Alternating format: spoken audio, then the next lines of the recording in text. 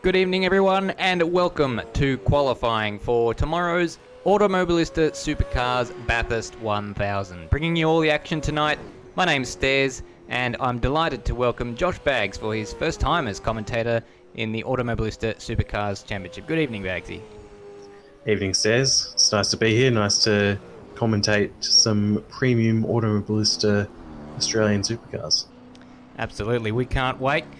Just before we get underway tonight, we'll have a quick look at the drivers' points going into this round of the championship. Of course, nothing could be further from their mind right now, but we have had the drop round take effect, and as you can see, the numbers in the brackets are their total points, and the numbers next to those are the points after dropping their worst results. So Kurt Stenberg, Brodie Steen, Colin Warwick, and Will Devonish, the only drivers in the top 10 who are affected by that.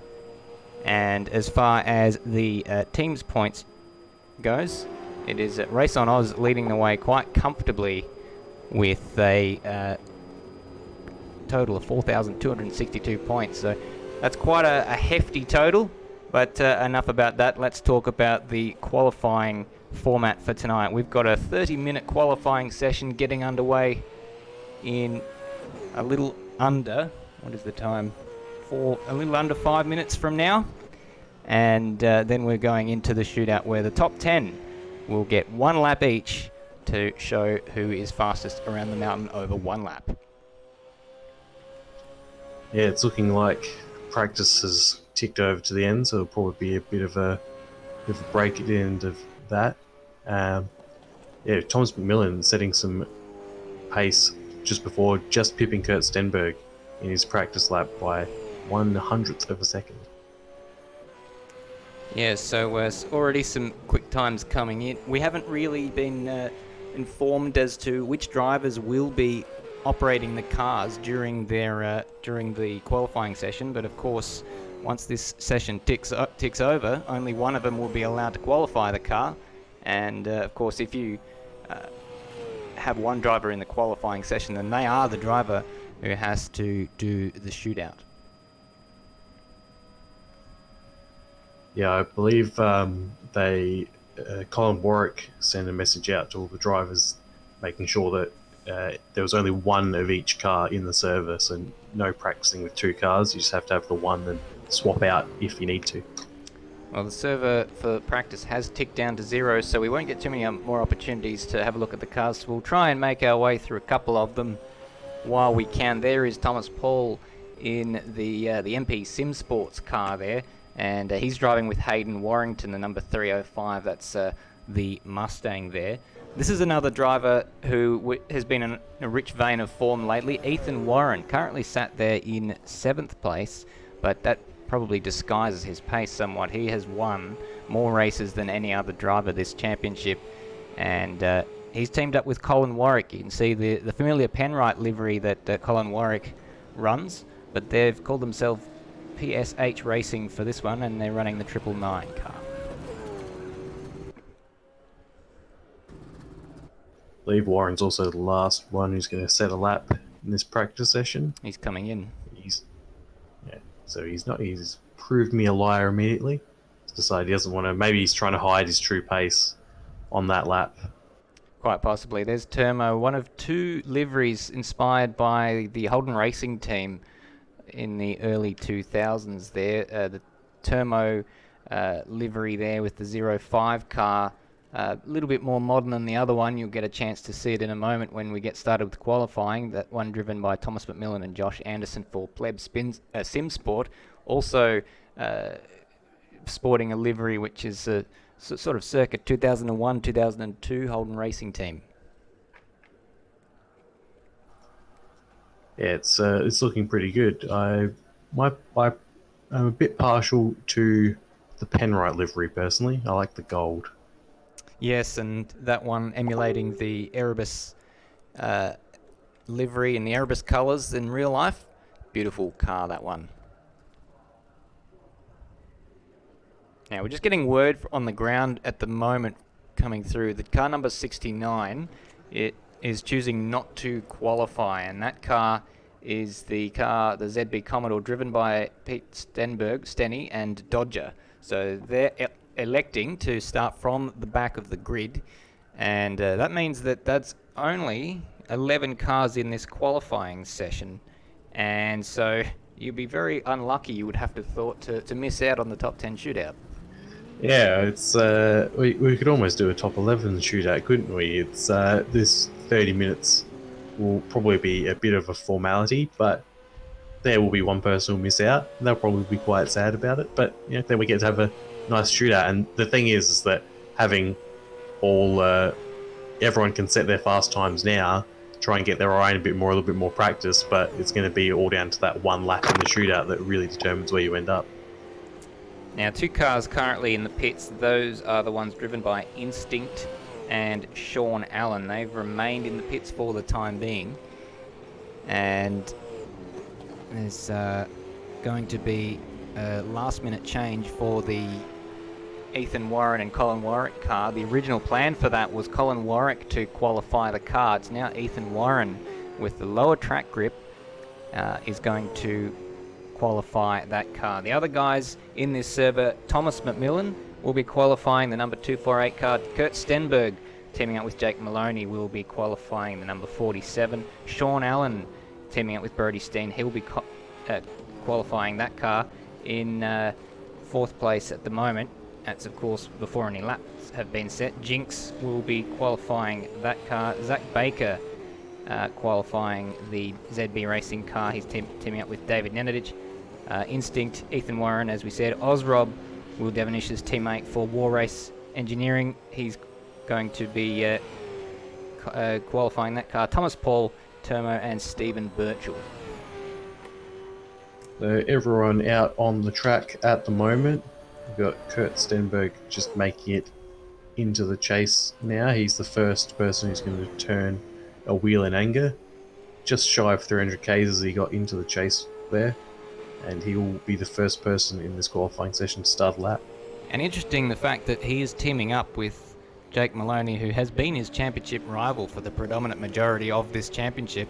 Well, there's absolutely no way that Jake Maloney can catch any points on Kurt Stenberg this round, since each other's fate will be their own. So whatever happens to Jake Maloney happens to Kurt Stenberg.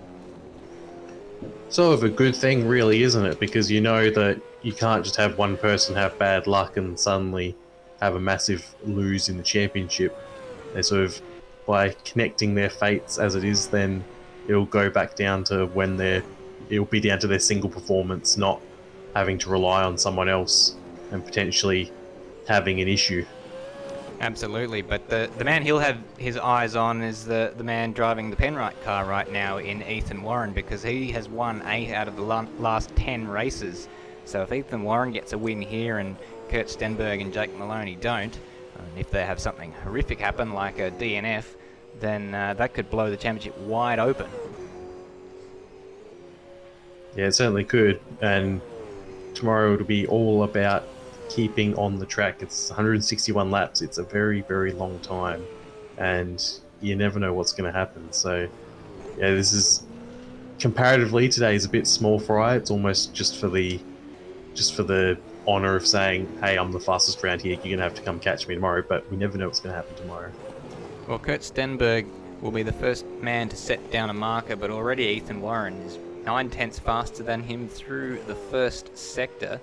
And through the second sector split, though, it appears as though it's actually almost he's now found another.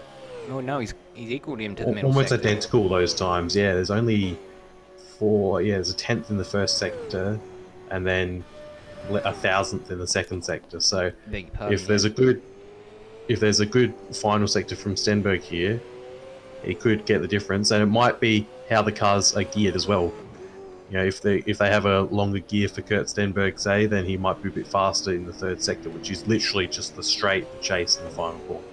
So just watching Ethan Warren come to the line to see if he can surpass the time set by Kurt Stenberg, and indeed he can. In fact, actually, Kurt Stenberg didn't register a time, so somehow he got a track cut in the back end of the a cut through the chase, maybe? Yeah, I wasn't actually looking at the screen, so we did have Kurt Stenberg on the monitors, so audience might be screaming at us right now, but nonetheless Ethan Warren has gone faster than Thomas Paul by 2 seconds. Thomas McMillan has set a time 10 seconds off the pace, so that's clearly not representative pace. Oh, and someone's crashed. That's one of the MP Sim. That's the MP Sim Sports car there at the cutting, driven by Thomas Paul, who's just managed a 207 flat. As Sean Allen's come across the line second, still 8/10 off of Ethan Warren there, who's at the moment clearing away the fastest car. Kurt Stenberg has set a time. Ethan Warren's gone fast in the first sector yet again, fastest, but Stenberg is only a 10th behind him, so it's still close there. Yeah, chipping away at it. Sean Allen's second, as you said. Jinx only a 10th away from him, so they've dropped Thomas Paul down a little bit. But we're watching Ethan Warren right now. He locks up a little bit there, yeah, just trying to get it stopped down into Forest Elbow, and we'll get another marker here. Brushes the wall on the outside, 2/10 of a second almost faster than his previous attempt. And I wonder if that brush of the wall will have cost him anything. If anything, he probably carried a little bit more speed through Forest Elbow than he did on the previous occasion. So we'll get a sense of how much time that cost him or didn't when he comes across the line. Bit of curb there on the inside of the chase, but he got it stopped nicely. And all the way out over the grass, over the curbing, flat on that right-hander out of the chase, over the hill, down the hill, and final corner for Ethan Warren. And he lost time, but he's still improved. There's potential for Thomas McMillan to set a faster time here. He had a fastest first sector of anyone by 1/10 of a second. He was half a second down in the middle sector though. We'll see he's coming up to the line pretty soon. He's 2/10 of a second slower there by the looks of it, so whatever advantage he had, he lost. Enough to put him in second, so he lost it. Looks like he lost a decent amount of time in the... Oh, his lap time appears to have disappeared. So we're just looking at Termo right now. Termo got the call up from Super 2. He won the Super 2 race on Tuesday and did a fantastic job. He also competed in the Automobilista Australia Super 2 race on Thursday. So this is a man who knows this circuit quite well and has been in a rich vein of form. So let's see if he can improve his position. He stays 7th but flies 8/10 of a second on a personal best. It's a good improvement, and that's the best thing about this place is just time, and more time will just help you so much. It will help get that consistency going, and it will help get that one lap pace going if you need. Now, take a good look at this car of Termo's, because it's very similar to this one driven by Thomas McMillan. Those two will probably be the commentary killers from our point of view, trying to differentiate cars. Thomas McMillan driving the 248 with the Holden Racing Team livery from the early 2000s, and Termo driving a different Holden Racing Team livery, probably a little bit newer. Yeah, certainly. Thomas McMillan ended up setting a 205. My time for some reason was still showing a 214, but in third place, which is interesting. But it was a pretty good lap that he did, as looks like Stephen Birchall has jumped up to 7th, which means Instinct, who is yet to come out yet, I believe. He's done no laps so far. He's still in the pits, the only one not yet to set a time or even leave the garage. Just looking at Ozrob, who looks set to improve on 8th place where he is now. A little bit deep there at the chase, but he was up by a couple of tenths coming out of the elbow, so he's coming down to the final corner now, and we'll get a read very shortly indeed. Interesting that they've chosen to qualify with Ozrob, because Will Devonish has been something of a shootout specialist in the Automobilista Supercars Championship, but Ozrob's done well there. He's found 4/10 of a second, and that's jumped him up to 6th place.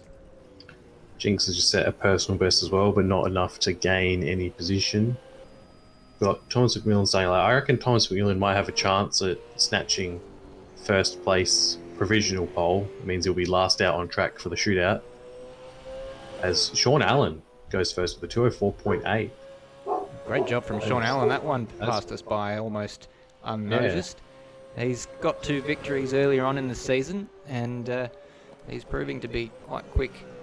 Bagzy, do you reckon it needs it's something that you want to be the last man out on track? There's always so much expectation. Everyone else has laid down the gauntlet. Does it put the pressure on, do you think? Certainly puts the pressure on, but you're also getting the advantage of a track that is a bit more rubbered in compared to the people who were going out before you. So that can always make a good difference on your time, make up a bit of what the pressure takes off, as Tonkin Millen is up by a tenth. And Kurt Stenberg overall. also, who hasn't really set a representative time, is purple through the first sector split, and he's coming out of the elbow with half a second in his pocket. This is a very, very quick lap from Kurt Stenberg. Geez, yeah, he's absolutely flying. It looks like Ethan Warren is also on a fast lap too. So they're going to be coming in thick and fast here. Well, the track's going to be rubbering up all the time, so this is going to mean that the lap times tumble, and you will want to be out on the track. You can't really rest on your laurels this early, even though only a couple of people set up to miss out on the shootout. Kurt Stenberg comes to the final corner, and I haven't seen any big theatrics from him, so he should quite easily take provisional pole from Sean Allen, and does indeed. Let's see what Thomas McMillan can do in response. He had a problem across the top of the mountain from the looks of it, because he was 2 seconds slower in that middle sector than Kurt Stenberg was. So I think maybe he's clipped the wall somewhere up there. Ethan Warren is now coming through Griffin's Bend, and we're going to see whether he can reply to Kurt Stenberg's gauntlet of a 204.3. Do you think we'll see a 203 in this session, Madbird? Nearly said Madbird. Bagzy. We'll see how much the track rubbers up in the next, as Thomas McMillan has gone round in the first corner, destroyed a Virgin Australia sign.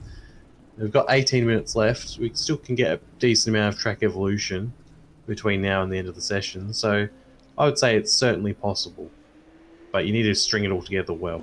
Well, Ethan Warren hit the wall at Reed Park, and he's pushing very, very hard indeed. It's a scrappy lap, but he was very, very close to the benchmark through that part of the racetrack set by Kurt Stenberg. So we're going to get another look here. No, he's lost way too much time there. Very scrappy across the top of the mountain. This is not going to pay dividends for Ethan Warren.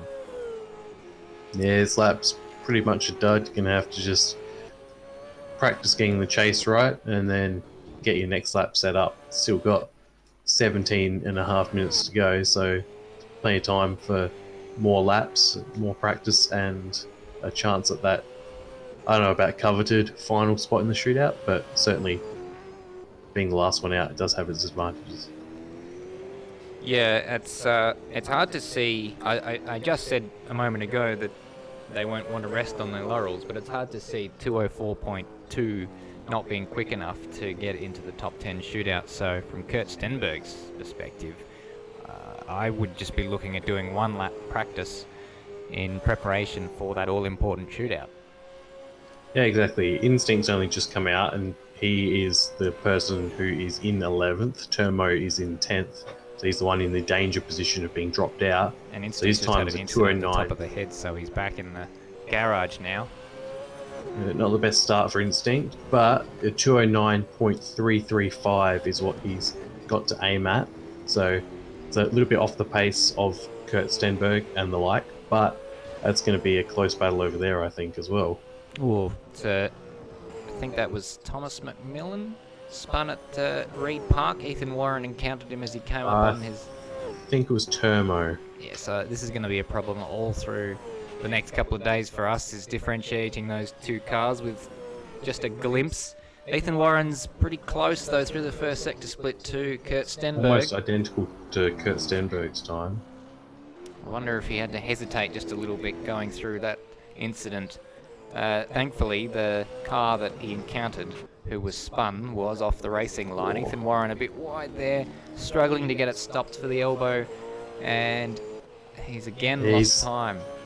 It's that middle sector that's really costing him a lot, and I'm not sure if it's just his setup or what it is, but he's struggling. I think he had a bit of a brush with the wall up at Reed Park as well. Plus that lock-up going towards Forest is what's costing him all the time, because he seems to be getting the chase right. He's getting mountain straight, the first and last corners.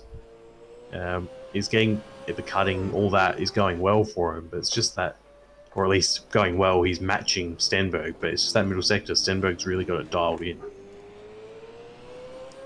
Well, Ethan Warren does find a tenth of a second on that lap, but he still needs to find another It 5. actually has. It's put him above Sean Allen there as well. So that's, Yeah, very tight that for second and third place. Sean Allen on a lap 2 seconds adrift, though, of his personal best, so he's had some sort of issue there. He's going to try again.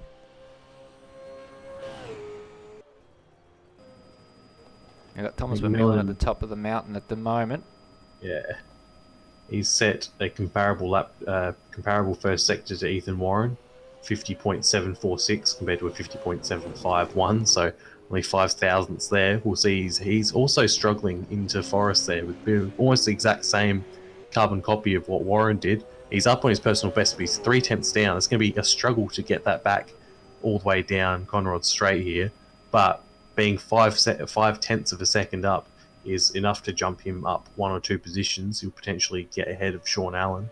Yeah, probably only the 1 position, though. Sean Allen is quite a ways clear of David Nenadich. He'd have to find another 3 or 4 tenths of a second in this final sector in order to steal Sean Allen's third place. Zach Baker's just slotted in another lap. No, he hasn't. Something happened something swapped around on my timing screen, and I've already forgotten what it was. Thomas McMillan, though, had a mega final sector, slots into second place. So that time came out of nowhere. That car's got some straight line speed. It definitely does. I think he might have not had the best. His final sector on his previous best lap was left a bit wanting because, 8 tenths. Yeah, he was 2 tenths up on his personal best, as we see all his cars weaving in the background, trying to get heat in their tyres. He was 8 tenths up on his personal best, but he still lost 2 tenths through that sector to Stenberg's best time. So he's chucked into second, but there's a fair bit of time on the table still. So Instinct still the driver in the knockout zone with Termo at 208.5. That would be a bit of a precarious position for Termo because it's about 2 seconds off the next car, and Instinct hasn't actually set a lap time yet, so Instinct may well have a bit more pace than that. Stephen Birchall's coming down to the chase right now to see if he can improve on his position. He's only 2 tenths away from the next car, which is Ozrob, currently sat in 9th place. I'd like to apologise if I've been giving some incorrect times as well, because there seems to be a bit of a discrepancy between live races and what's actually been put down in the game. So as Birchall goes 8th with a 206.6. And that dislodges Ozrob from 8th place, dropping him to 9th. Got a whole train of cars at the top of the mountain here, just jumping onto the Conrod, starting with Zach Baker. Ethan Warren's in there. I think Termo's in there too. Jinx, Sean Allen, they're all lined up there. So Zach Baker appears to be on an outlap. No lap time coming from him. Jinx is coming down Conrod, and just having a look at his sector times. Doesn't look too shabby. Didn't catch the split coming through Forest Elbow, so we'll watch Jinx as he slides and makes a real mess of the chase there. So unfortunately, that's paid to that lap. Jinx doing well, though, currently in 5th place. While we were saying that, Ozrob jumped up to 7th again, ahead of Thomas Paul and Stephen Birchall. He's getting himself a bit more time. We've still got 12 or 11 and a half minutes left in this session, so there's still plenty of time for the order in the shootout to change, as there is a yellow flag out on track somewhere. I think Ozrob may have had a bit of a spin. He has. He's gone back to the pits. It has been a remarkably clean session, though. We have seen 1 or 2 spins, but nothing really bad. They are spacing themselves out quite well. It's a luxury that you don't have on a lot of Australian circuits, is the ability to spread out on a 6-kilometre circuit and not get in each other's ways. Yeah, and it helps that there's always been 1 or 2 people in the pits for most of the time, so there's even more space to stretch out and get your good run in. There are lots of people on outlaps at the moment, mainly though, so McMillan's coming to Sector 3 in his outlap. It's like Thomas Paul is about to start a lap 2. We've got Jinx, Ethan Warren and Zach Baker on laps at the moment. Termo as well is up by 3 tenths, trying to improve, and gets it all out of shape through the S's. So every time I mention someone about to improve, it puts the mockers on them. Zach Baker has just found 0.2 of a second on his PB out of the second sector split. So if he can maintain an advantage like that, he may well put Jinx under pressure for 5th place.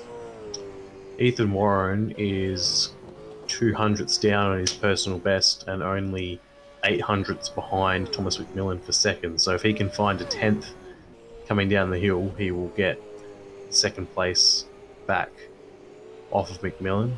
It's tidy through the chase. We're just watching Zach Baker come through the final corner now, so we'll switch to Ethan Warren once we see Zach Baker's time. If he can improve on 6th place, he goes second. Great job from Zach Baker. Finds 0.7 of a second. Now what can Warren do? No, he's lost time through that final sector. Find it. Good lap from Zach Baker there. Great lap. So Purple final sector. This arm wrestle continues. What can Thomas McMillan do? He's currently just coming through Reed Park. And we'll see a first sector split time from Thomas McMillan very, very shortly indeed. And he's gone purple through the first sector. So the track is continuing to improve, and this is very, very exciting. Yeah, by the slimmest of margins as well. Only 100th of a second there. As he comes across the skyline. See, this has been the bit he struggled the most. It's coming down the hill here before Forest Elbow. Look pretty clean though. Yeah, he's just a bit of a slide there, but he's kept it together. Either a lot of people have been locking up, but he's kept it pretty clean there. A slight lock up, but it's sort of it's a bit unloaded there, that tyre, and he's still up. 0.3 on his personal best and right on Stenberg's time. And Ethan Warren has matched it as well through the first sector split, but Thomas McMillan clearly going to move the goalposts if he can continue in the form that he did on the previous lap. We got the feeling from one of his other laps that he's quite fast in a straight line, so this could come to Thomas McMillan. Might have been a bit too much curb there potentially, could have slowed him down. He's a bit wide out the chase as well. I think he might just fall short. You reckon? Didn't look too bad from my point of view. Let's see what it is. Oof, he misses out, but he's still improved on his own personal best there by 0.2 of a second. Ethan Warren is now coming down to the chase, throws the anchors on. Lovely helicopter shot there, using every inch of the racetrack, and that is a perfect line there from Ethan Warren. A bit of a wiggle on the way out of there. Let's see if that costs him anything. Down to the final corner, and Ethan Warren, can he improve? As that's happened, Zach Baker has just gone first. Wow. So Zach Baker has put together a brilliant lap. It's very close though. So only 0.07 of a second there. So we've got Zach Baker now provisionally on pole. Stenberg 0.07 back. There's 0.3 back to both McMillan and Ethan Warren. McMillan's going faster again through the first sector. 100th. That's the thing. This is by no means. There's no sure thing about who's gonna put a lap together in the shootout, because they're all so close at the top. They're all taking times off each other when they can put in multiple laps. When you only have one lap, it's sort of, we've seen them all make mistakes at various points when they've been pushing. So who's going to be the one who can keep it together? McGlynn might get a bit of a draft down the straight here from Stenberg too. Whoa, and he's very, very wiggly out of the final corner. He's actually lost time on the previous lap there. He's a 10th down. I think they're all aiming for that elusive 2:03. It's coming towards 5 minutes to go until the end of this session, and it's all about these Hollywood times. Kurt Stenberg gets smartly out the way on the inside of the chase, and Thomas McMillan, is that a little bit cleaner than it was on the previous lap? He might be able to... Looks a lot better, plus that toe down the straight. I think that's going to be the thing that might do the difference here. Well, let's see. He's coming around the final corner right now. Just one more traction zone to master. Yeah. And he doesn't manage to improve his position. Yeah, still 3rd place for Thomas McMillan. So he's very, very strong up Mountain Straight, but not so good down Conrod Straight.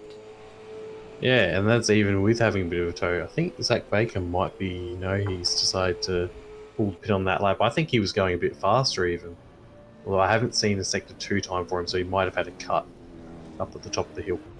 Haven't been watching Ethan Warren's lap, but here he is across the line to improve to third place and displace Thomas McMillan. So despite the exciting sector times we've seen from Thomas McMillan, he just hasn't been able to string it together over an entire lap. Yeah, so it's the thing is though, he is still a contender for pole because I think he's generally been the most consistent overall. Well, we just seen Stephen Birchall lose it on the exit of Forest Elbow into the wall. There'll be a yellow flag there momentarily. I don't think it's affected anyone. He's off the racing line. And let's see what Sean Allen can do to the first sector split. He's well off his personal best there. Currently sat in 5th place, and I guess you could say best of the rest. There's the top 4 at the moment with Zach Baker, Kurt Stenberg, Ethan Warren and Thomas McMillan all occupying 1/4 of a second. And then Sean Allen is a further half a second or so back. But he's got a bit of a margin to Jinx behind him in 6th place, and then Ozrob is further second behind. Thomas Paul, Stephen Birchall and Turmo round out the top 10, and Instinct's currently in the pits, so I don't know if he's having some technical gremlins or he's just electing not to qualify, but it effectively is turning these last 4 minutes into a formality as we've essentially already got our top 10. Yeah, essentially, so it's all about bragging rights. Stenberg is going, he was 9,000ths of a second up on the P1 time, but he's not had a good run through the chase. He's pulled the pin on that lap, unfortunately. And Ethan Warren's coming out on another outlap. Thomas McMillan is on an outlap. Not much time left to get a time in now. No, they probably only get one more flying lap, maybe 2, depending on where they're positioned on the circuit. Sean Allen, can he improve? Comes to the line and doesn't. Jinx currently on a lap. He sits 6th, currently at the top of the mountain. He has done a 50.9 to the first sector split. So McMillan just started a lap, so he should be able to get 2 more in. Looks like Stenberg is still in the pits, so he will have to leave soon if he wants to be able to get 1 more lap in. Although maybe he's happy with starting second, and there he goes. He's definitely not happy with being second last out, rather, in the shootout. He wants to be the last person out. He wants everyone to have their eyes on him and what he does. Well, it makes a statement, doesn't it? Yeah, it certainly does. And everyone wants to be able to say, haha, I'm number 1, and rub it in everyone else's face. As Tom McMillan is up 2/10 on the best time. He set a purple first sector. And he's done that a number of times. Let's see if he can hold on to it this time, though. Jinx has not improved on that lap, so he stays 6th. We're watching Thomas McMillan now completely losing it into the S's, and that has put paid to that. Damaged his car as well, so he won't get another lap. Thomas McMillan goes back to the pit lane. Sean Allen currently up on his personal best by 0.3 of a second, but he needs a bit more than that to jump up ahead of Thomas McMillan. Just seen Turmo leave the pits, but he's not going to make it round in time, unfortunately. Thomas is actually, McMillan's coming out of the pits, I think, to do a practice start. No, he's realised he's not going to make it. So he's gone back into the pit lane. Sean Allen's coming down to the chase right now, and the question is whether he can jump ahead of Thomas McMillan for 4th place. It'd be a shame for Thomas McMillan, given he's showed so much promise so far this qualifying session. If Sean Allen manages to pip him, we'll see as he crosses the line. Hasn't not quite done it. He needed a little bit more, just another half a tenth, a little bit more than a half a tenth. Let's see what Zach Baker's doing. He's currently coming down to Forest Elbow, and although he doesn't need to, he's deciding to see if he can improve on his current lap, and he is on the way to doing so. 0.2 of a second up. And you got to, when everyone's nipping at your heels like Stenberg and Warren are, hell, even Sean Allen only ended up 0.3 down, and that's a relatively small gap in the grand scheme of things. We'll see how Baker goes, and he will get 1 more lap if he decides to. Now, just up ahead of Zach Baker, Kurt Stenberg completely stuffed up the final corner on his outlap and had to try again. That may well hurt Kurt Stenberg's attempt at one last lap. But Zach Baker now to the line will improve by not as much as we thought, 0.1 of a second Ethan Warren has stayed third, but both of these guys will get another lap. Kurt Stenberg's currently coming up Mountain Straight to have one last opportunity to improve. Temo is still trying to get back to the line in time. He's realised now that he's going to fall just short as he comes under the Dunlop Bridge. Yeah, that's all right though, just because as time expired. Instinct is in the pits, so no one will knock him out of the top 10. Instinct would be the only driver who is able to do that. And Kurt Stenberg has gone purple through the first sector. He's up by nearly 1/10 of a second. It's going to be close. We've got Ethan Warren Ethan's going and fast Zach. too. He's also on a purple Yeah, sector. they're all going fast. Zach Baker, purple sector too. There we go. Right So behind him. he's gone faster than all of them. He's done a 50.47, Stenberg 50.56, and Ethan Warren 50.97. So this is mighty, mighty close indeed. Ethan Warren is just coming up to the elbow now. Stenberg is up on the current best time. Well, let's see. Ethan Warren has Warren gone is faster. also up a similar amount. And Baker is up a similar amount. These guys are all doing almost identical times at the moment. It'll be Stenberg And to just the a quick line reminder, first. if people do set identical times, whoever gets there first gets the time. So, Kurt Stenberg is coming towards the final corner right now. He'll be the first to lay down a time. Zach Baker's just coming out of the chase now. And Kurt he's Stenberg got too is wide probably there. going to move. No, he hasn't. He hasn't moved the goalpost. Ethan Warren is just up ahead of Zach Baker, so we'll get a read on Ethan Warren before we will on Zach Baker. Ethan goes top, but only for a momentary moment. Zach Baker gets him by 1/10 of a second. And goes into the 203s with the last lap. A 203.989. 1/100th of a second, but he's managed to do it. So Hollywood times here in this qualifying session, 203.9. And he's the only man to do a 203. That's what they're all gunning for, wasn't it? Yeah, it certainly was. Stenberg ended up 3/10 off the fastest time there, which is not what you would have thought even 5 minutes ago in this session. So, same with Thomas McMillan, half a second off. Sean Allen, half a second off. They've all set times that only 5 minutes ago were almost good enough for last place out in the shootout, but not quite. Well, Zach Baker, Ethan Warren, Kurt Stenberg, Thomas McMillan, Sean Allen, Jinx, Osrob, Thomas Paul, Stephen Birchall, and Termo. If you reverse that list, that'll be the order that they'll go out in order to set their qualifying laps. It's going to be exciting. Everyone's looking forward to it, and I'm sure the drivers will be mildly nervous because you've got not just all the people who are watching the stream and us watching, commenting on it. You've got all your other fellow drivers watching you as well. It's sort of they're not going to be distracted by anything else. They're going to want to see what you're doing and what they can do to beat you. Oh, well, absolutely. It certainly puts the pressure on, even when you know your fellow competitors are looking at where you're braking, what lines you're taking, and it doesn't just double the pressure; it triples the pressure. Yeah, and you wonder who's under more pressure because you've got the people who are going to be going out first, your Termo, Birchall, Paul, and Osrob. Realistically, they don't have a shot at pole position, but you don't know what's going to happen in other people's laps. You might just put in a bog standard lap that you're just happy with, you're just content with, and then everyone else might somehow bin it, and then suddenly you're starting on pole.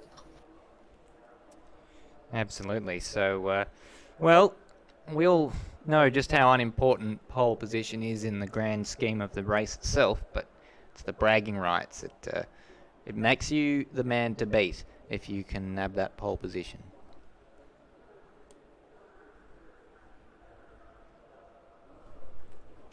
So there's a bit of a pause now while we wait for Termo to make his appearance out of the pit lane. And here's the unfortunate distinction, being the first man out, that we're going to see in his entire outlap as well. Yeah, which is, I mean, you just go slowly and don't hit any walls. That's considered a win, really, isn't it? Absolutely. So, 11 cars took place in that qualifying session. Now we have 10, and all their teammates quite possibly watching on as well tonight to see where the car that they'll be racing will be starting from. Meanwhile, they'll be kicking back with a nice cold beer or something and enjoying the show as Termo comes out of the pit lane to begin this shootout qualifying session. Yep, first cab off the ranks. Just chilling at the end of the pit lane there. The future's exciting. Are you ready? Turbo apparently isn't ready because he's still sitting there, unless he's he being directed to wait. Yeah, he might have been directed to wait. The light will be green because the timer has begun ticking down. We've got a full hour in which to take this top 10 shootout. I don't believe we'll need all 57 of the minutes remaining, but he's now been given the green light to go, and away he goes. So Termo has Cameron Rutledge for his teammate. Both of those Irwin Racing, CRE Racing, that's what they're entered as. That's what the CREIR stands for. And normally running quite different liveries, so they've decided neither of them will keep the livery they normally run, and instead they're running this throwback livery for the Holden Racing team. What they should have done to avoid us to be confused with the two HRT liveries is just put one of the HRT liveries onto a Mustang, and then everyone would have been happy. Apart from the screams I'm probably hearing of people baying for my blood at the mere suggestion of that. Well, speaking of liveries being transferred from one type of car over to another, the two drivers in this Bathurst 1000 or the two teams I should say in this Bathurst 1000 who are driving the Nissan Altimas, since the Ford FGX Falcon wasn't allowed to be used for this Bathurst 1000, they've switched not to the Mustang from the Falcon, but to the Nissan Altima. So that's the Race on Oz and the ZB Racing cars, respectively, both FGX Falcon teams, and they're running Altimas today. Fair enough, I guess. Something a bit different. So Termo running through the routine of warming his brakes up, doing a lap at around about 75% pace, probably not even that.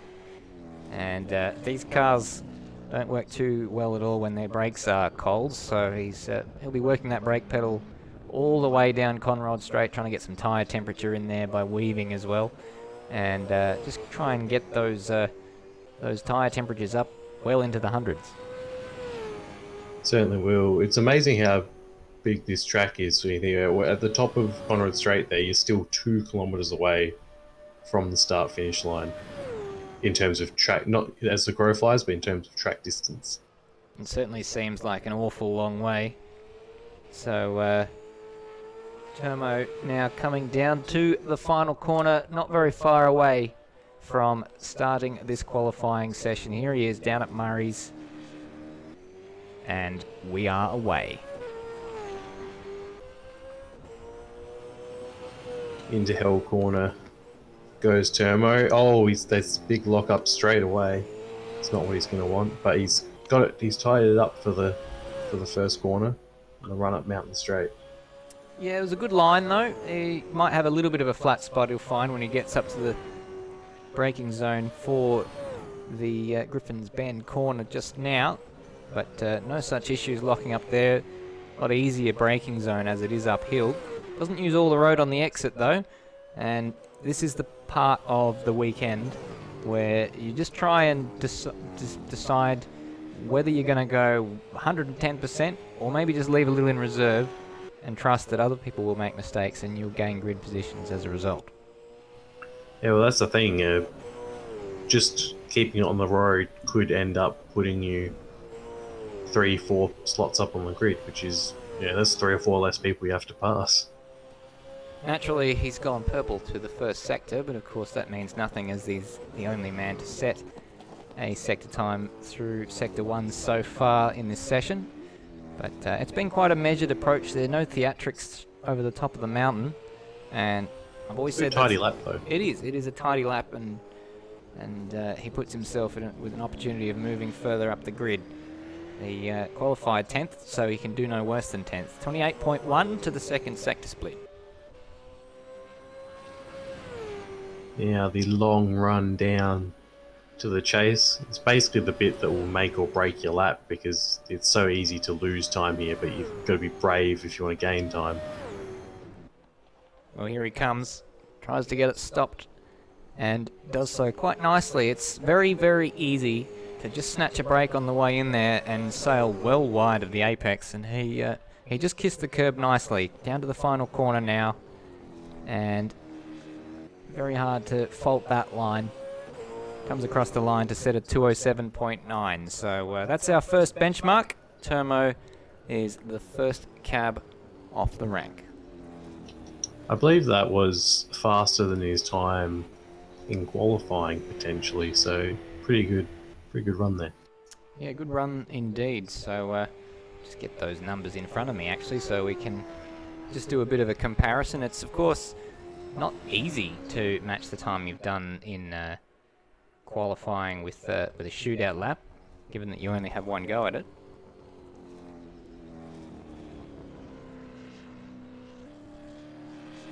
Stephen Birchall just coming out of the pits now to start his out lap.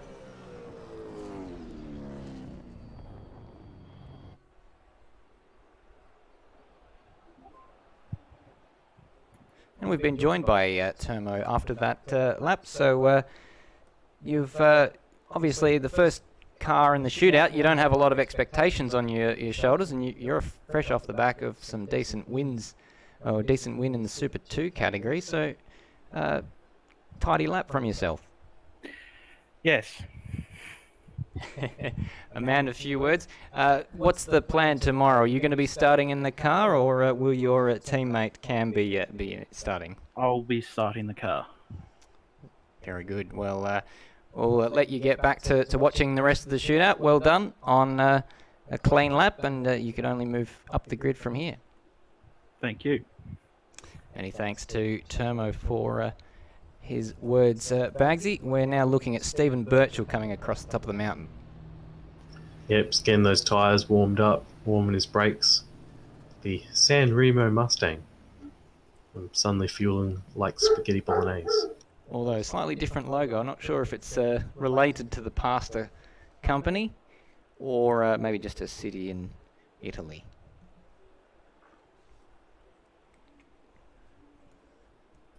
Also got WD-40 sponsorship on the back there, which is, I mean, you wouldn't want to mix that with pasta, so maybe the San Remo is for something different. I don't know any other San Remos though, do you?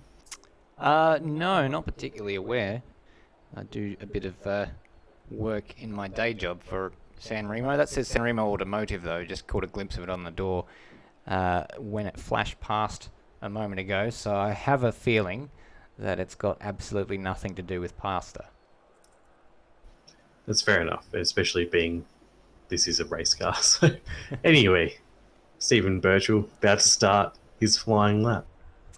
Well, coming across the line to start the lap now, coming into the braking zone for the first corner. No lock-up like we saw from Termo. A little bit wiggly on the exit, drops a wheel into the grass. Let's see whether that costs him up the hill. Yeah, as always, you want to get that first corner. The first corner and forests are probably the most important corners on the track, because you've just got to, they affect so much time. You've got a kilometre easily up the hill and then 2Ks down. It's not what you want. He's done pretty well coming up through the cutting here to keep it all nice and tidy. Yeah, so stays off that curb there. That's a dangerous curb. It's quite easy to get the car up on two wheels there. Absolutely committed there, and 0.5 of a second through the first sector split. That looks pretty good from his point of view.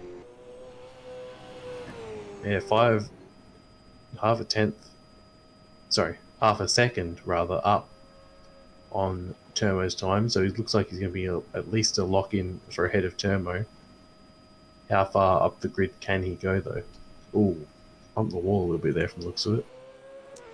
Yeah, so again, he hasn't been too risk prone through this first sector split. He's actually found another half a tenth across the top of the mountain, so Stephen Birchall going quicker again. Just a little bit more committed than Termo, though, but not taking too many risks, I think.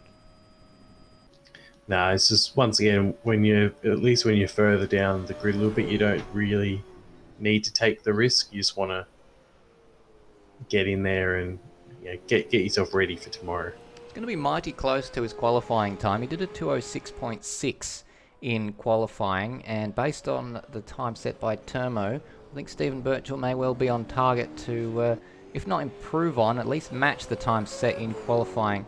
He's actually he lost a bit through that final sector, hasn't he?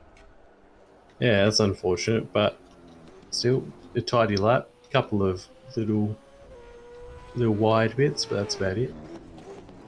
So Thomas Paul now the man on his out lap as Stephen Birchall returns to the garage. But 2:07.1, although he did a 2:06 in the qualifying session before that, I think he can be reasonably pleased with that one.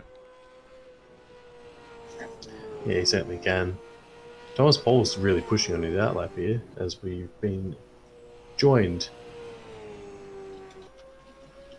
in the box by Stephen Birchall. Yes. Hello guys, how's it going? Very good. How are you? You managed a 2:06.6 in qualifying. We know it's very difficult to match the qualifying time in the shootout. But how did you think that went for you? Honestly, I could have done a bit better. Yeah, just couldn't hook the car up how I wanted. It was looking good coming into this weekend, setting 2:05s, and now weekend's here and I can barely get out the sixes, barely get even in the sixes. So, yeah. Yeah, perhaps different level of track grip from what you're used to practicing in.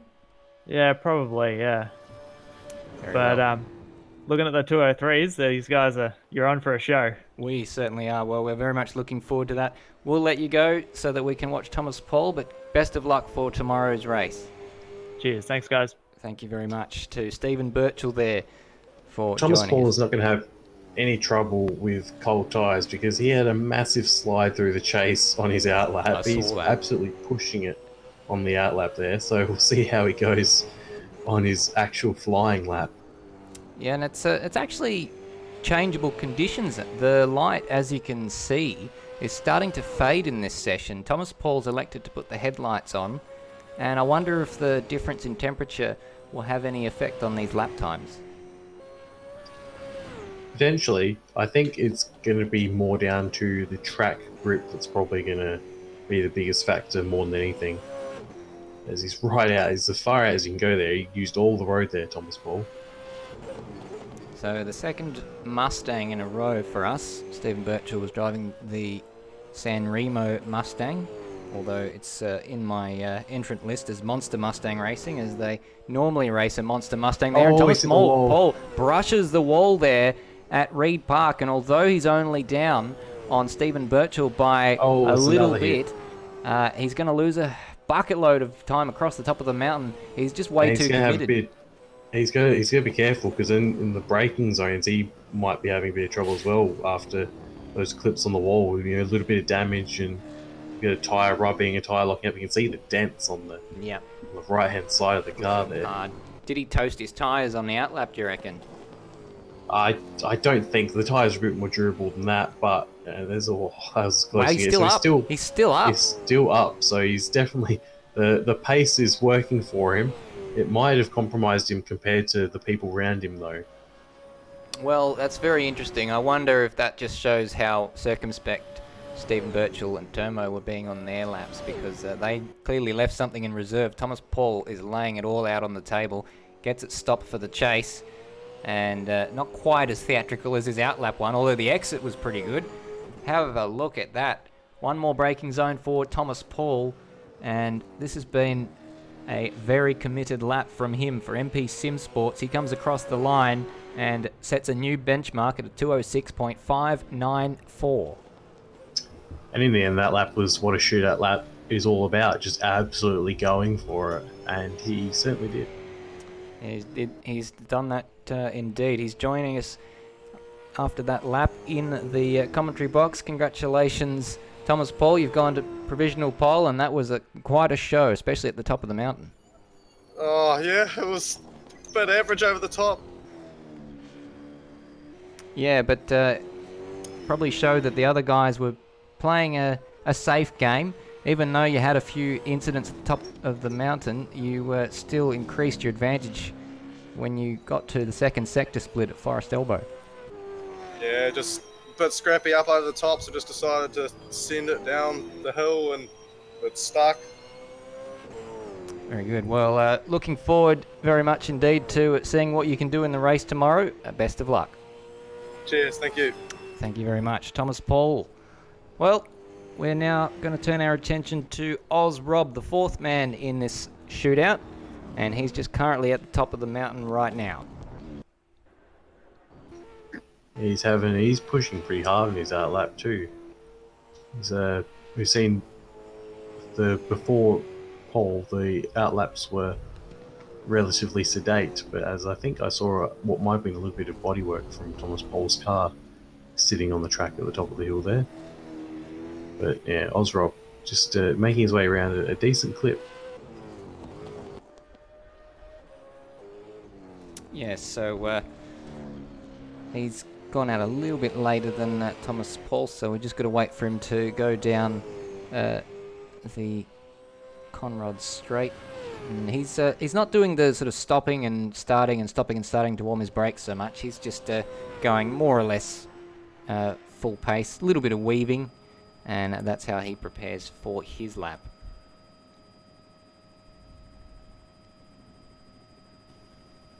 He's practicing his line through the chase there. Looked pretty good. Yeah, not quite as theatrical as Thomas Paul's outlap version of the chase, was it? No, not particularly. So let's see what Ozrob can do. Comes to the line. What he managed in the qualifying session earlier tonight was a 206.4. So if he can replicate that, that would be enough to put him into provisional pole ahead of Thomas Paul. But of course, we know just how difficult it is to replicate those times. So we've actually lost Thomas Paul's time from the server there. Has he exited out? Potentially. Yes, that's unfortunate. Yeah, it looks like he's disappeared from the server. So that's I wonder if that was a glitch that will cost him his starting position. I'm just going to write down the time. I think it was 206.5 from memory. So we'll just write that down because all of our reference points now are going to be in comparison to Stephen Birchall. Ozrob's got a little bit It was a lacking. 206.594. 6.594. All right. So naturally, that throws all of our sector splits out of the window because Stephen Birchall is currently the reference for Ozrob. Basically add 6/10 to, or take off 6/10 rather, to whatever Ozrob's got. Yep. So, Forest Elbow now. It's been pretty clean across the top. He's found a little bit of time there on Stephen Birchall. So a bit more committed than Birchall was across the top, but of course we know that that was where we saw Thomas Paul find about 0.3 of a second on Stephen Birchall.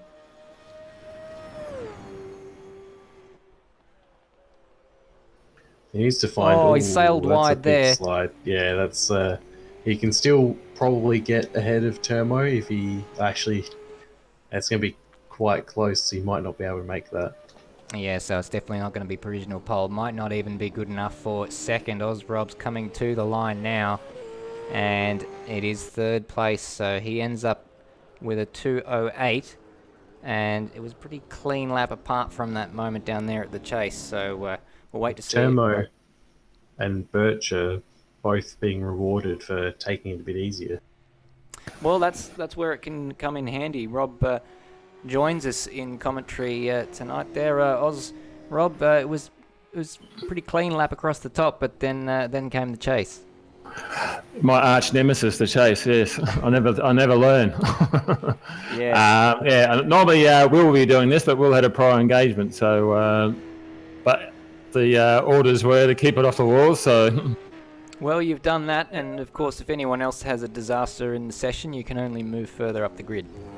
Well, it's a long race tomorrow, so anything can happen. Absolutely. So, Well, congratulations anyway on making the shootout, and best of luck tomorrow in the big one. no worries. Thank you. Thank you very much to Oz Rob for joining us after that one. We move now to Jinx, who's just coming up Mountain Straight right now in that beautifully liveried car there. It's set out wonderfully, and he is, of course, driving with JP Courier in the 888 car. JP Courier has been doing a pretty good job in the Super 2 category of late as well. Yeah, it's good to see a bunch of Super 2 drivers in here as well, co-driving. Most certainly is. So let's see what Jinx can do. That's 5th place was quite a decent result in that qualifying session earlier tonight, and based on his times in qualifying earlier tonight, if he can manage to emulate that sort of pace, then he will find himself quite clearly in pole position. Provisionally, of course, because he was in the 205s. In fact, he was the only man in the 205s in that qualifying session, because the man ahead of him, Sean Allen, was in the 204s, and Oz Rob did a 206. So Jinx had a little bit of daylight in front and behind of him. Yeah, but that means he's in good stead to maybe gain a position or 2 or 3 if the people who are coming out after make mistakes.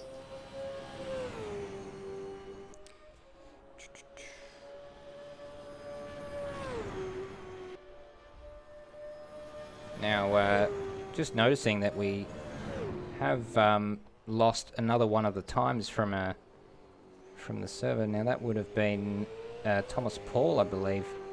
So not yes. Thomas Paul. Thomas Paul has already jumped out. There was another driver who set a time who's jumped out. So this is not ideal. Termo's jumped out. So unfortunately, because they're not staying in the session, we're not actually seeing the times. So this is not good for us trying to keep track of who is where. Yeah, so the Thomas Paul still does have the best time. So it was about 6/10 faster than Birch's time. So any splits, basically, just add 6/10 of a second to them, and we'll have the more accurate reading on the time. I think before anyone else drops out, I might just write down those remaining times so that we can try and keep you abreast of who is where. So Thomas Paul with the 206.5, and Stephen Birch was on 207. Oz Rob on a 208 rather.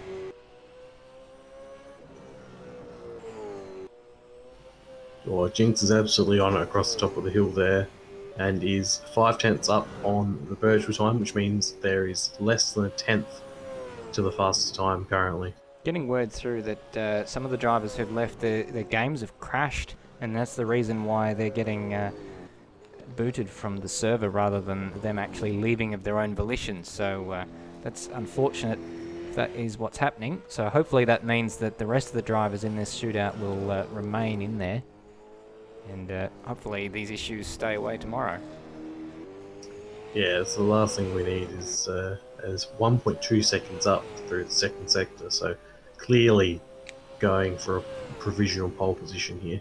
Yeah, that is a remarkable time from Jinx. So obviously angling to get back into the 205s as he did in qualifying. Gets a bit of curb on the inside of the chase there, but it doesn't seem to affect his braking. He's done that quite neatly indeed, and comes to the final corner.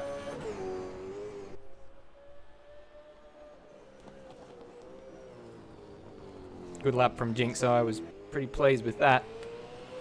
And it is a 205.5. Finds 1.6 seconds. Great job from Jinx. That was a good lap. And yeah, 2:05.5 is going to be, well, it's probably going to be easier for these guys to beat, for the guys ahead, if they can manage it. So 2:05.552. That was the time from Jinx. You were the only man in the 2:05s in qualifying, and you've replicated your time from qualifying in the shootout. Well done. Thank you very much. So, what's the plan for tomorrow? Is it going to be just go for it, or just hang back and try and see if there's a bit of attrition and let the race come to you? Well, we've got nothing to lose, so we'll try and push as hard as we can, but try and stay clean at the same time. Fair enough. And is it you starting the car tomorrow, Jinx, or your teammate JP Korea? No, I'll start the car tomorrow. There you go, Jinx starting the car. Well done on that lap, Jinx, and best of luck for tomorrow. Thank you very much. Very, very good. Thanks, Jinx, for joining us there. Sean Allen is the next man in this shootout. Already out on his lap as well. Oh, he is too. So he's jumped the gun a little bit on that one. So that is his flying lap, not his out lap there. So Very close to Jinx as well. he's very, very close to Jinx. So this is going to be mighty close indeed. If he can find a bit more time across the top of the mountain, it'll be absolutely neck and neck down at the elbow. Sean Allen doing a 2:04.5 in the qualifying session earlier tonight. So in this shootout, he needs only to replicate that to be well ahead of Jinx, but of course we all know how hard it is to do when you only have one opportunity. A little bit of a lock-up of that inside unloaded tyre, and he's found 0.4 of a second across the top of the mountain to be up by 0.368.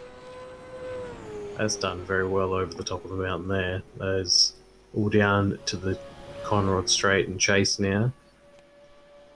There was only 0.3 between Sean Allen and the first place position in qualifying, so we're now in the heavy hitters, all of whom could make pole position. Oh, that's absolutely right. Only Thomas McMillan, Kurt Stenberg, Ethan Warren and Zach Baker to go from here. So Sean Allen looking like he's going to set down a benchmark for those to chase, and my goodness me, he's found another 0.3 of a second through that final sector. Sean Allen goes provisional pole. Probably a bit slower than he would have wanted though, the 2:04.9, because I think he 2:04.5 in qualifying or thereabouts. Yeah, 2:04.5, so he's about 0.5 or so away from what he managed in that qualifying session. Still nothing to sneeze at for Sean Allen, who joins us in commentary. Sean Allen, that's the fastest lap, the first 2:04 we've seen in this shootout. Yeah, it wasn't too bad. It wasn't the best first sector of my life, but it seemed to end alright, so I'm relatively happy with that. See what the rest of the guys do. Yep, only about 0.4 off what you managed in the qualifying session earlier. It's hard to replicate the pace over one lap in a shootout, isn't it?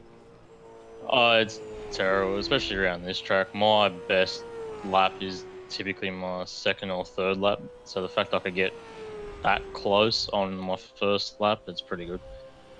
Well, best of luck for the race tomorrow. Sean, is it going to be you starting the car or Brody? Brody will have to. I've actually got work until about 3 o'clock, so Brody will do the first couple of stints, and then I'll jump in and we'll figure it out from there. All right, well, best of luck tomorrow, and hopefully it goes the way you want it to. Yeah, that's it. Thanks, mate. Thank you to Sean Allen there. Thomas McMillan now, one of, as you say, Bagzy, the guys who was vying for the top position in the late stages of that early qualifying session, and he can give us a bit of a show from time to time. He's had a few early exits from races as a result of his flamboyant style, but he can knuckle down when he has to. He actually teamed up with Kurt Stenberg in an R-Factor race recently for Bathurst 1000, which they won. So Thomas McMillan, no stranger to going around this racetrack for hours on end.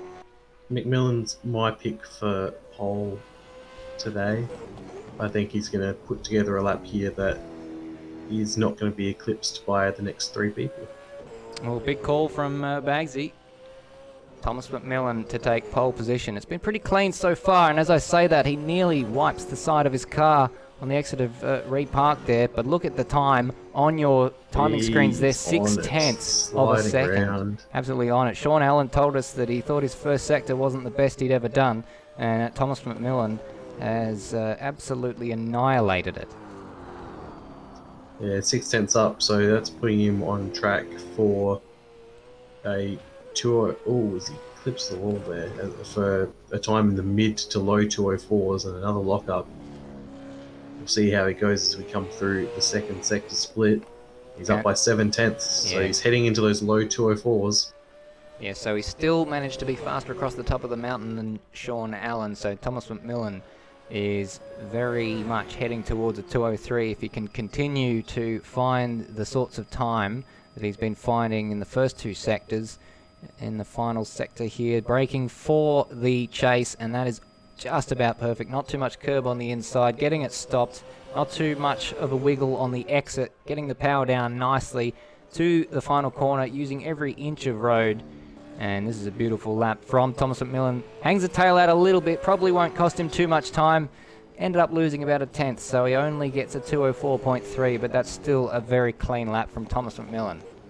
He could come to rue that though, because that might be the difference between pole and even fourth. May well be. We'll wait to hear from him, but Thomas McMillan goes provisional pole on a 204.3, and that was actually faster than he managed in the qualifying session, so don't say that too many times. He joins us now. Thomas McMillan, that was faster than your lap in qualifying, so shootout laps your forte? It was a really, really good first sector. The rest of the lap wasn't great, especially the last sector, but I'm stoked with that. That first sector was amazing. Car felt good. It's getting pretty dark out there actually. It's hard to see a few reference points, I guess, but yeah, that was awesome fun to see how the other boys go. So yeah. Yeah, well, it didn't seem to slow you down. Best of luck for tomorrow, and is it going to be you in the car to start, or your teammate? It'll be me to start the race, so yeah, it should be awesome. Bring on tomorrow. Absolutely. Thanks again, Thomas, and best of luck for tomorrow. Cheers, boys. Thank you. Many thanks. Kurt Stenberg already on his lap, coming up to Griffin's Bend. He gets the tail all the way out on the exit. That's going to cost him as he comes up the hill towards the cutting. Kurt Stenberg pushing hard. Thomas McMillan is going to be very, very hard to beat through that first sector because, as you heard him say, that was an awesome first sector, and I find it difficult to disagree with him. Ooh, a bit of a wall clip there for Stenberg, and he's 3/10 down in the first sector. That's a lot of time to make back. He wasn't wrong about a good first sector, but that's going to be difficult for Stenberg to get back. Well, Stenberg did a 4.3. And in fact, actually, Kurt Stenberg's time in qualifying earlier tonight was exactly the same as the time that Thomas McMillan just set. So it's going to be very, very difficult for Kurt to beat Thomas in this qualifying session. That was a very good job from McMillan there. Oh, wow. Stenberg's gone really well across the top, so this is anyone's spot. Yeah, not wrong. That is unbelievably close to getting the to being able to beat Thomas McMillan if he absolutely nails this final corner. You said when Thomas McMillan had that little wiggle out of Murray's that he may well come to rue that. It's going to be mighty, mighty close, and if Kurt gets a nice exit out of the final corner, it could be the difference. Yeah, as we see him come across the line here. Oh, he's done it. He's done it by a tenth of a second. Kurt Stenberg, I wonder if there was a tenth in that final corner. Kurt Stenberg provisionally on pole position, and we thought that was going to be a Herculean effort to find that time back, but he's managed it.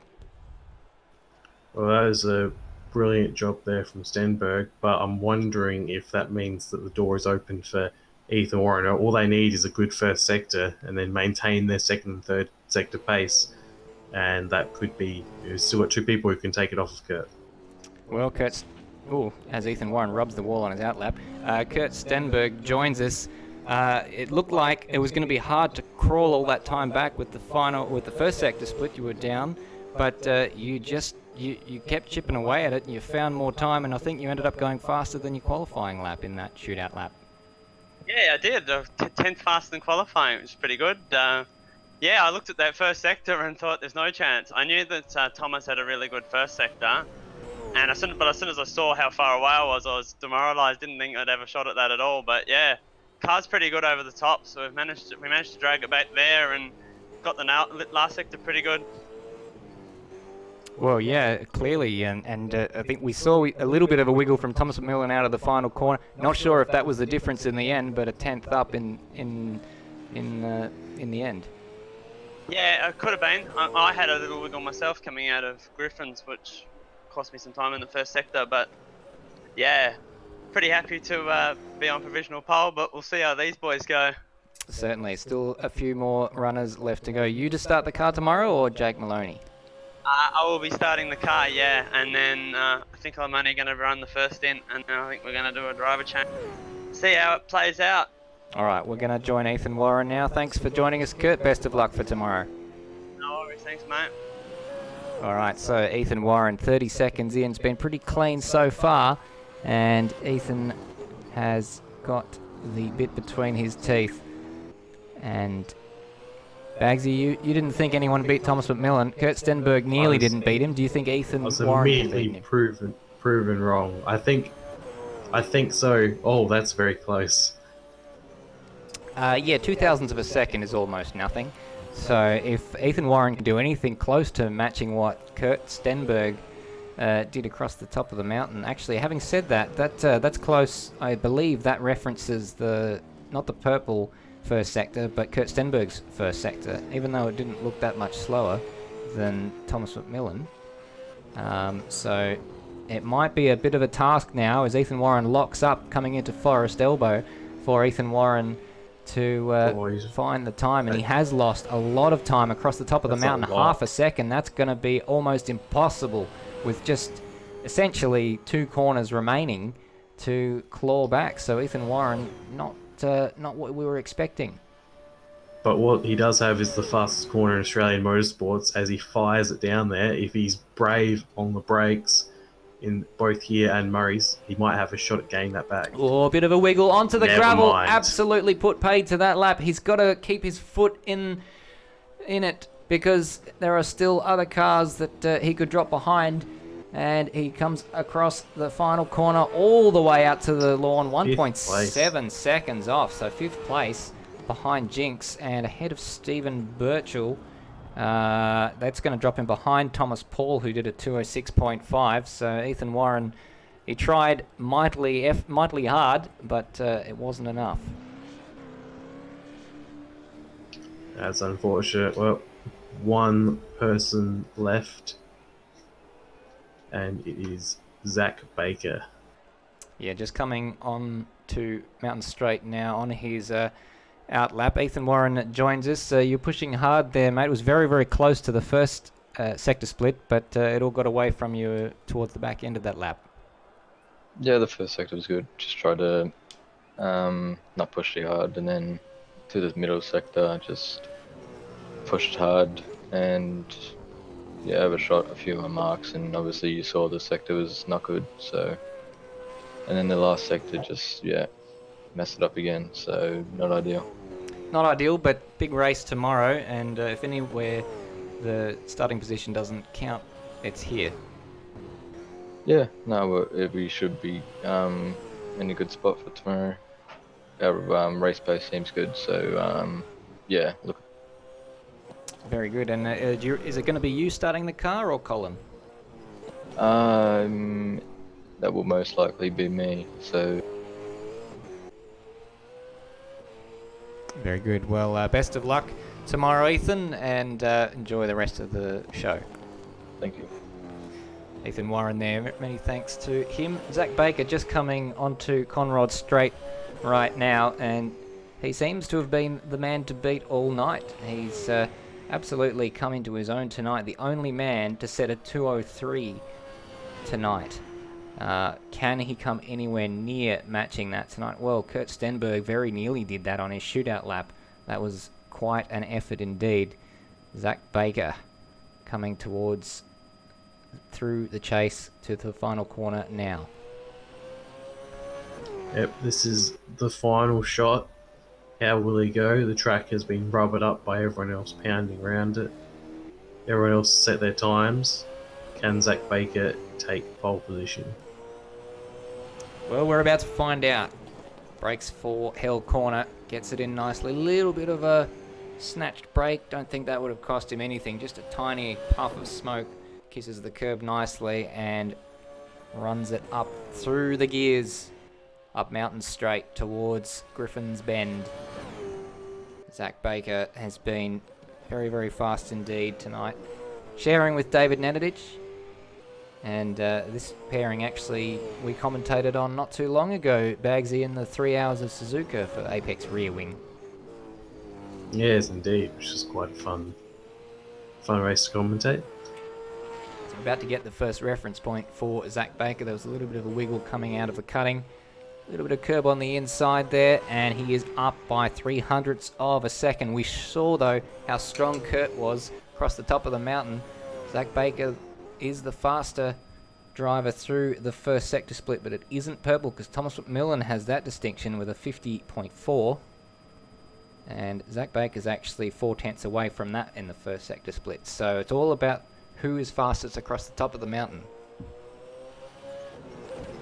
Yeah, and he's been really aggressive across the top of the mountain. He's been absolutely, he's grabbing wheels here and there, but they're not loaded tyres. Oh, he's right as close as he can.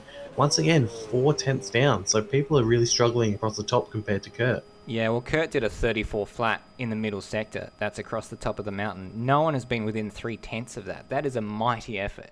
Kurt said the car was feeling pretty good across the top of the mountain. That's got to go down in history as one of the biggest understatements that I've ever heard. So Zach Baker, well, he'll try his best, but I just don't think he's going to be able to find that sort of time in the final sector split.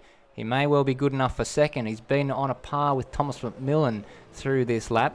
So I think the question is it second or is it third for Zach Baker? He comes across the line and he comes in third, so he loses a little bit more time in the final part of that lap. As unfortunately he couldn't replicate the magic from the qualifying lap, but third place is nothing to sneeze at. I think Thomas McMillan, very good job for that second place there. And then yeah, Kurt Stenberg with a brilliant pole lap, brilliant shootout lap, far ahead of everyone else. So we lost 3 cars from the lineup there. So Kurt Stenberg will be in pole position. The driver's not on that list. Thomas Paul on a 206.5, which drops him in behind Ethan Warren in 6th place. And then the other one, Oz, no, not Oz Rob, he's there. Jinx dropped out of the session there. He did a 205.5, which would put him ahead of Ethan Warren. And then I'm just trying to remember who the third driver who dropped out was. That was the one whose time I didn't get a chance to write down.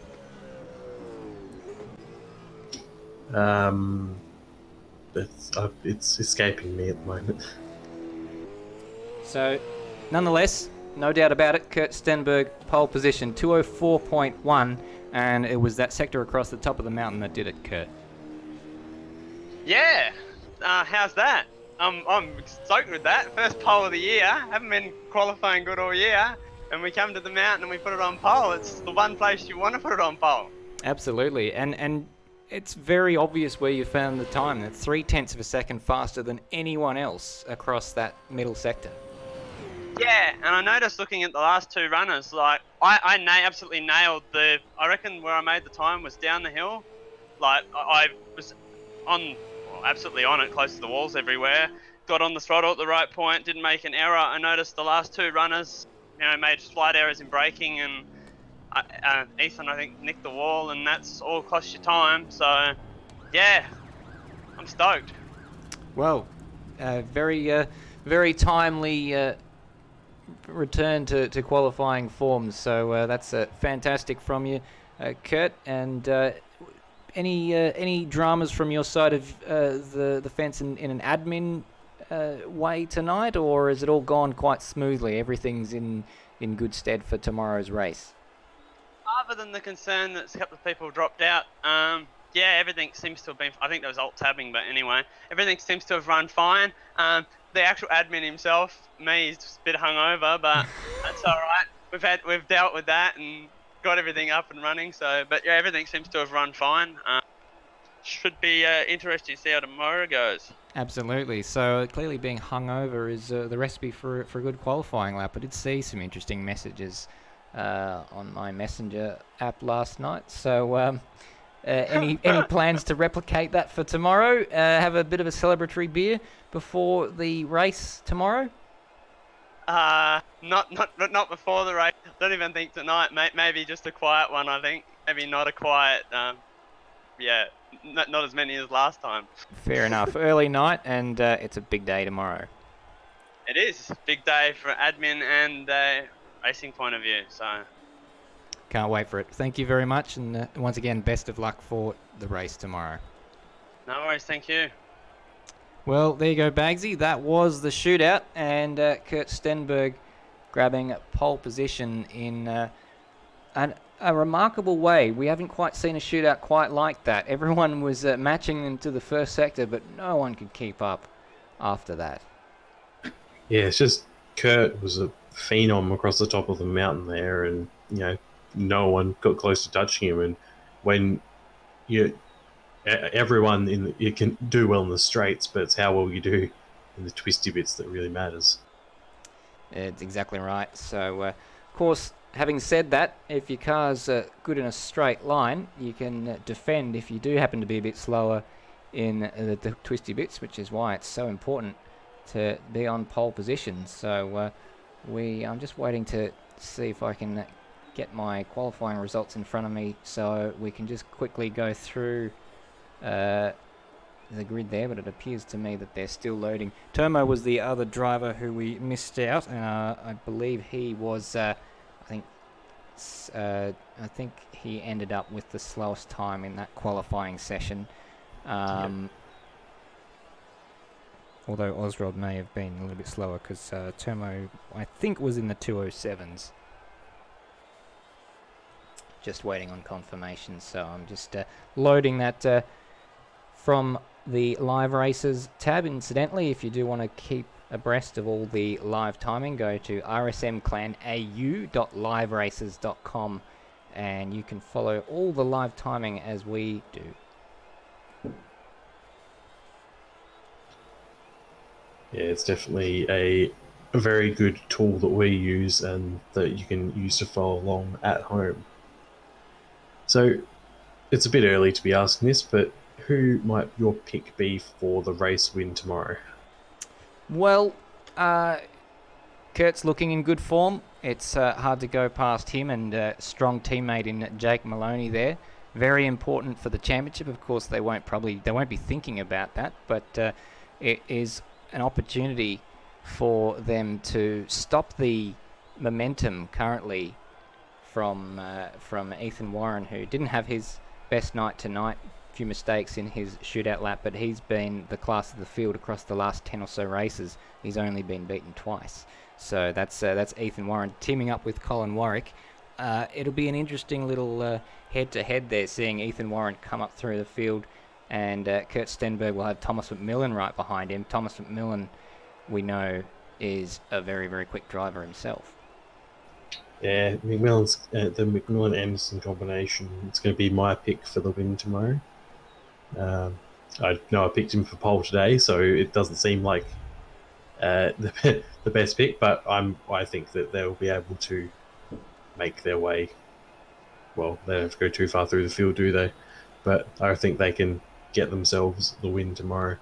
Well, just to defend your point there of having picked no one to beat Thomas McMillan after he laid down his shootout lap, it was only Kurt Stenberg who was able to beat him, and it was just because of that fast middle sector, essentially, that it occurred. And, of course, that final sector, just a small little mistake from Thomas McMillan on the final corner, but whether or not that cost him the 10th of a second that was the difference, who knows?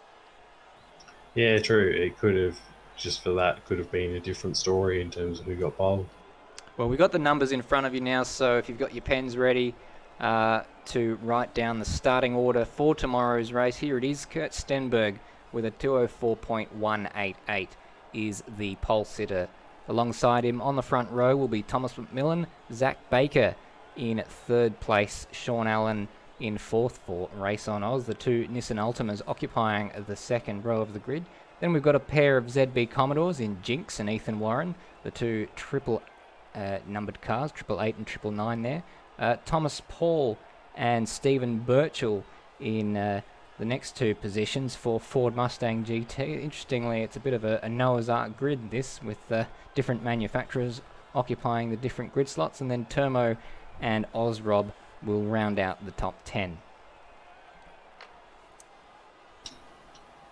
Well, it's been a good shootout. It was very enjoyable, and once again, brilliant work from Kurt Stenberg. Well, nothing more really needs to be said. Bagzy, don't know if you've got I think we talked about your pick, didn't we? What's your pick for? Here's an odd one. Pick for the most unpredictable thing to happen tomorrow. I would say 10 people finishing is my pick for most. I think it's going to be an attritional race. There you go. Well, let's hope that it's not too attritional and we still get a fair bit of action right through towards the dying stages of the race. We'll be joined tomorrow by Madbird and Michael Zalavari, as well as your good self, and we're very much looking forward to it. So tune in tomorrow at 1:50 p.m. Australian Eastern Standard Time for a race start at 2:10. We'll see you then. Bye for now.